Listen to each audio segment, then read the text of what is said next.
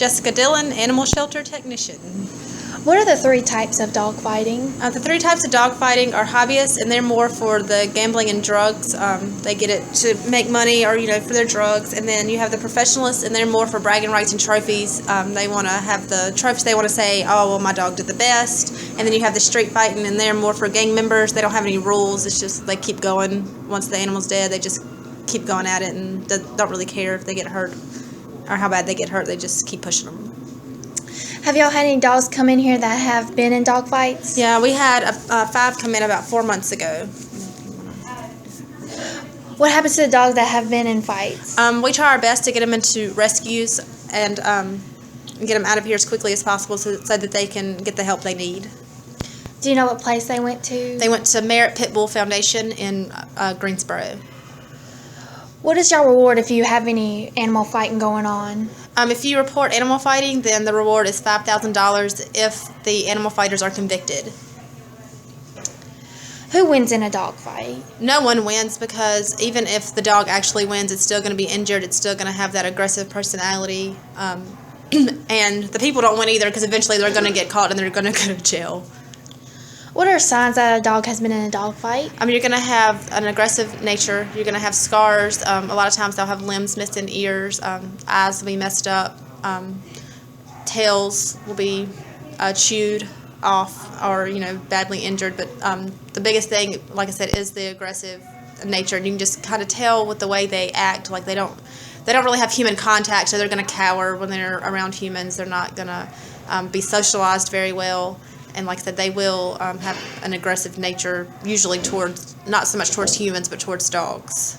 The dogs that go to the place where they get rehabilitated, are they successful? Yes, actually all 5 of the ones that we sent to rescue have been adopted into forever homes, and they are happy, healthy members of the family now. Were they older dogs or? 3 of them were 5 years, and the other 2 were about 2.5. How did you know that they were, when they came in, that they were been in a dog fight? One thing that a big giveaway was their faces were severely scarred. One of them did have, his ear was almost completely gone. They were actually really nice. They didn't have that aggression towards humans. They had been starved. They were really skinny, which does tend to be a sign as well, because it leads them to want to fight more because they're hungry and they're just going after anything. Who found the dogs, do you know? It was animal control. It was animal control. And then our animal cruelty investigator investigated the situation. Did someone call in on a lead, or did y'all just find it? It was actually an abandoned home. The guy had left the house and left the 5 dogs outside with no food, shelter, or water. And so that's how it led to it. A neighbor had called and said, "There's these dogs outside. Can you see what's going on?" And the guy had actually abandoned them at his home. Do you know the guy? Was he been convicted, or did he just get up and leave? He has not been found. He jumped ship and we do not know where he's at. Why is animal fighting such a big problem, and how can we stop it? And the major problem is because one major problem is it creates a bad rep for pit bulls, because pit bulls, everybody thinks they're just these mean dogs, and they're really not. It really just depends on how they're raised. And when you're fighting them, obviously they're not going to be raised properly. They're not going to be socialized properly. Another big problem is that, you're having animals getting hurt. People can get hurt.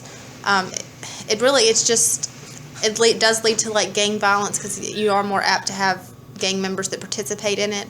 It's not a good thing for the community. You could have children that wander up on the dogs, and they could get hurt really badly, just not even on their own fault, just not even knowing. And like I said, it's not the dog's fault either, because it's just what they've been trained to do. And I think the main way we can stop it is just be diligent,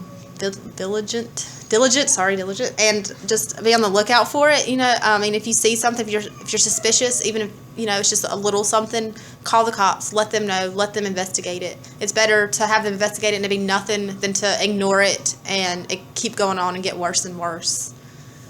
Do these animal control, do these people look for that signs, or do they just look for stray dogs and keep on going? Really, animal control, they don't even really look so much. It's more of if they get calls. So if they get a call, then they'll go, check something out.